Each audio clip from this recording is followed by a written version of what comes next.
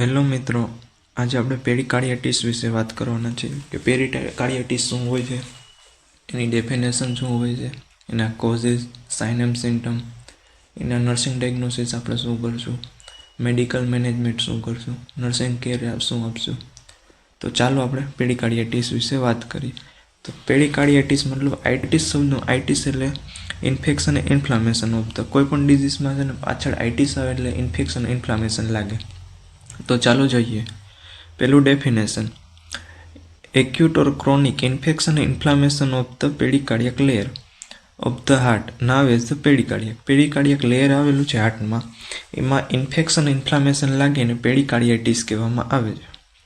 જો તમે નીચે જોઈ શકો છો કે નોર્મલ પેરીકાર્ડિયમ લેયર છે, એમાં ઇન્ફેક્શન ઇન્ફ્લામેશન લાગે એટલે એનું લેયરમાં ઇનલાજ થઈ જાય, એમાં ફ્લુઇડ ફોર્મેશન થાય.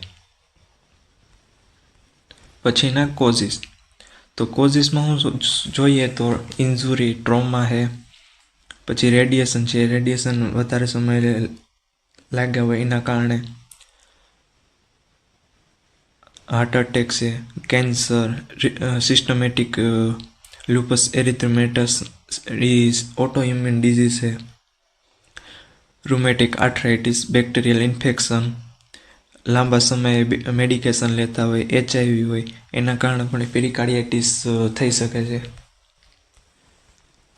પછીના સાઇન એન્ડ સિમ્ટમ. તો સાઇન એન્ડ સિમ્ટમમાં શું જોવા મળે? ચેસ્ટ પેન જોવા મળે, ડિફિકલ્ટી ઇન સ્પીકિંગ મતલબ કે બોલવામાં તબલ થાય, હેડેક થાય, ડિફિકલ્ટી ઇન સીઈંગ મતલબ કે જોવામાં તબલ થાય, તકલીફ થાય, ફટીક મતલબ કે પેશન્ટ હાવ થાકેલો એવું લાગે, નમનેસ, ડ્રીઝીનેસ, એ સાઇન એન્ડ સિમ્ટમ જોવા મળે. પછી એના નર્સિંગ ડાયગ્નોસિસ આપણે શું કરશું?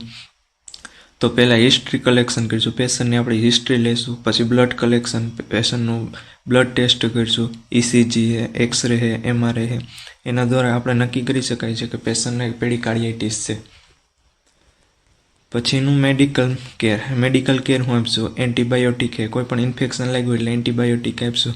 એન્ટીબાયોટિક તરીકે આપણે કઈ આપશું? પેનિસિલિન છે, એમ્પિસિલિન છે, જેન્ટામાઇસિન છે, એમોક્સિસિલિન છે, એ બધી એન્ટીબાયોટિક ડ્રગ આપશું. પછી એનાલ્જેસિક, પેશન્ટને ચેસ્ટ પેન થાય એના માટે એનાલ્જેસિક ડ્રગ આપશું. એનાલ્જેસિક મતલબ કે પેન કિલર, પેન ઓછું કરવા માટે ડ્રગ, જેમ કે ડાયક્લોફેનાક છે, એસાઇક્લોફેનાક છે, આઇબ્રુફેન છે. પછી એન્ટીવાયરલ આપશું, એન્ટીફંગલ આપશું, કોઈ પણ ફંગલ ઇન્ફેક્શન લાગ્યું એના કારણે એન્ટીફંગલ આપશું. એન્ટીવાયરલ મતલબ કે કોઈ વાયરલ ડિઝીઝ બેક્ટેરિયા દ્વારા થયું હોય તો એન્ટીવાયરલ ડ્રગ આપશું. પછી નર્સિંગ કેર, પેશન્ટને આપણે જનરલ નર્સિંગ કેર આપશું, પેશન્ટને પ્રોપર રેસ્ટ આપશું, પેશન્ટને ડાયજેશન થાય તેવો ખોરાક આપશું, પેશન્ટને પ્રોપર રેસ્ટ આપશું, પોઝિશન આપશું, પેશન્ટને નોર્મલ કસરત કરવા કહીશું. એવી બધી જનરલ નર્સિંગ કેર આપશું. વાઇટલ સાઇન અસેસમેન્ટ કરશું. Thank you.